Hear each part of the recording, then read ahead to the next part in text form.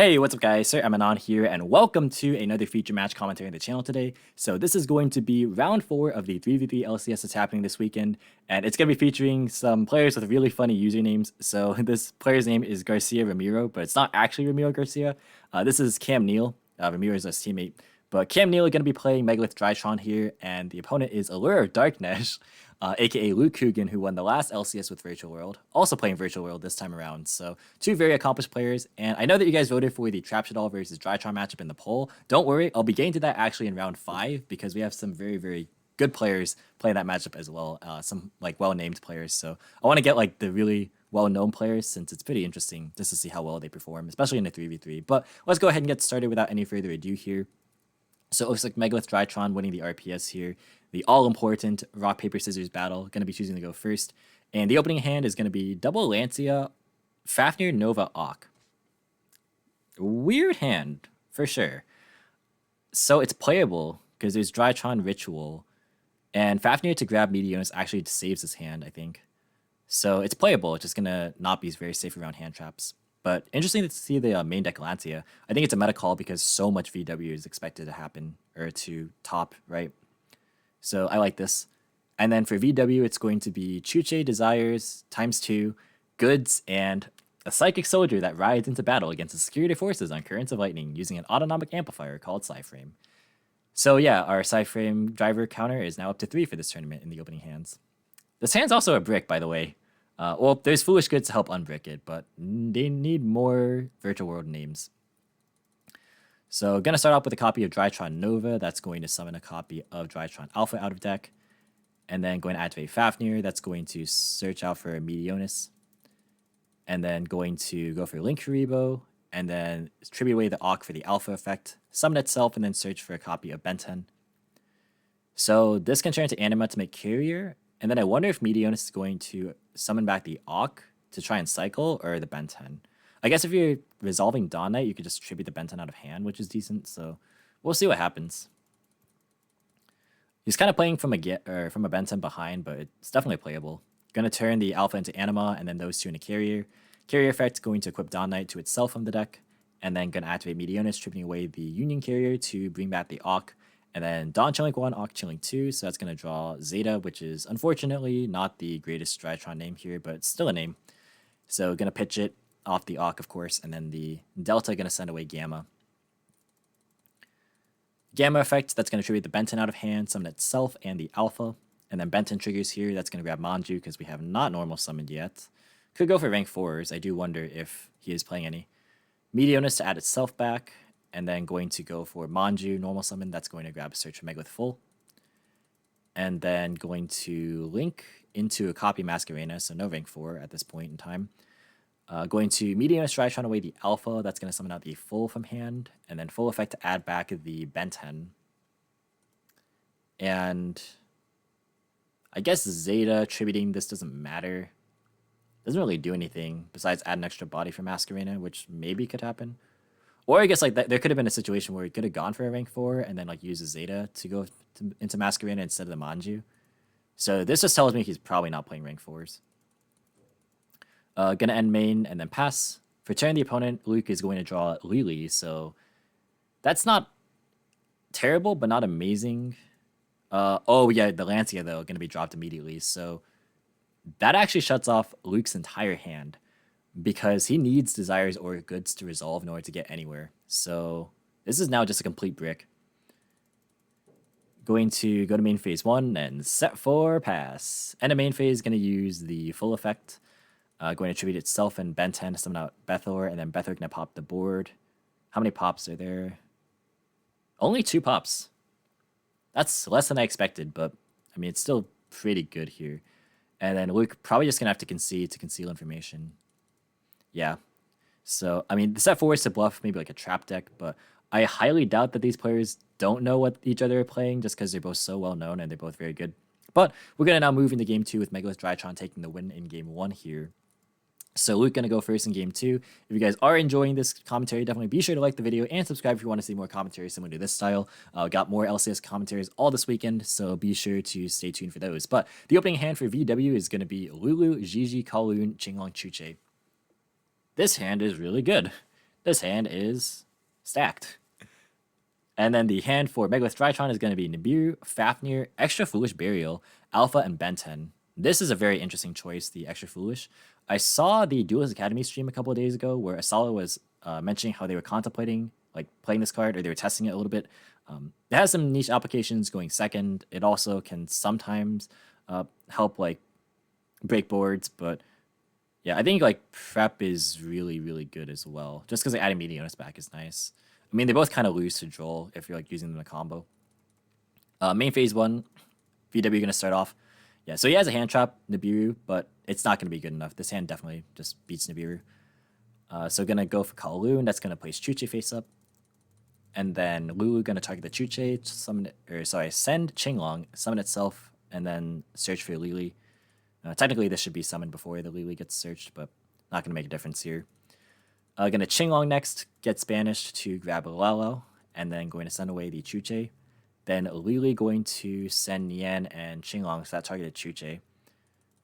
Yeah. Again, technically, it should send, then summon, then send the second, but again, not gonna make a difference here. It makes a difference against cards like Torrential Tribute, because it misses timing versus these cards. So that is a distinction where it's important, but here it's not gonna matter. Yugioh effect, that is going to send Nian Yan, summon itself. And then the other Nian that was already engraved gets to trigger here. So the first one comes back, and then going to overlay for a copy of the number 75, which is going to be the 5th summon, so bypassing Nibiru. Then going to synchro summon for Shenshen. Okay, so I was actually wondering what the play was going to be here, because there's a world in which maybe you go Xiaofeng, Chuche pop Xiaofeng, then because you already have Lao, you can search Cycle Reader off of that. And that would have been like crazy. But that's not going to be happening here. Nian going to recycle the Qinglong. And then Lao going to summon itself.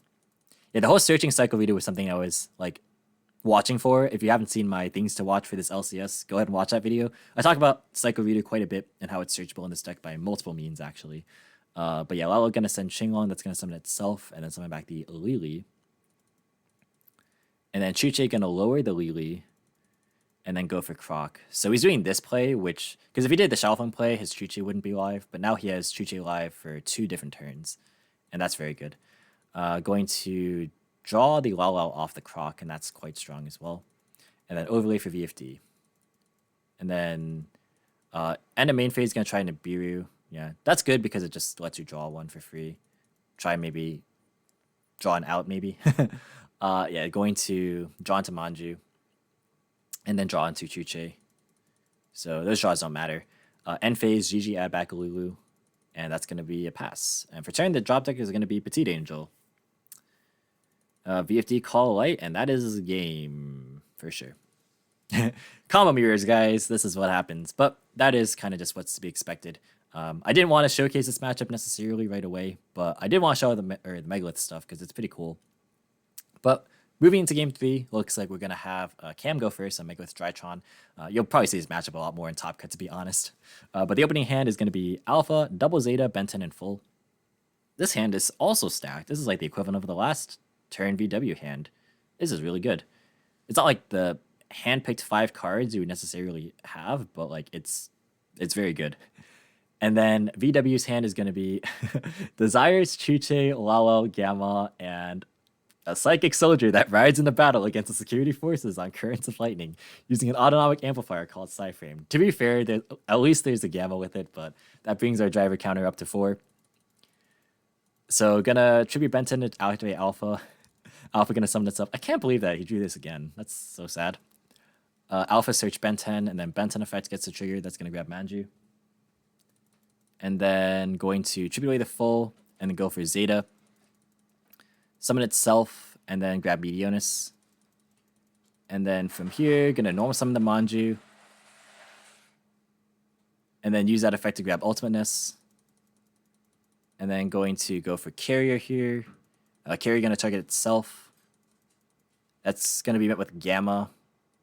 I mean, it's fine, but there's already Meteonus, and then a lot of ways to just play past this, so I don't think the Gamma is gonna actually be impactful. So Gamma and Driver get summoned. Meteonus is gonna tribute away the Zeta, summon out Herald of Ultimateness, and then Meteonus adding itself back by targeting the alpha. Then activate Meteonus again, that's going to summon back full. I do like that full is underneath the Meteonus reduction threshold, so you can still use it even in that situation. So that's like a nice interaction with the Megalith build. Full going to add back the Benten, and then full other effect is going to tribute the Benten to summon out Auk. So he's not playing Ophiel, just playing the Auk for the recycling, or for the cycling, excuse me. But yeah, Benten gets a trigger as well. That's going to search for Ava. And then Auk going to draw Nova, which is quite nice. I'm going to pitch Ava in the process. Ava going to banish the Manju and the Benten to search Orange Light, and Petite Angel for next turn. Pretty good. And then Nova effect, that is going to summon out Gamma. And then going to turn that into Linkuriboh. And then going to trade away the Auk for the Gamma, summoning itself and Zeta. And then going to link into Masquerena.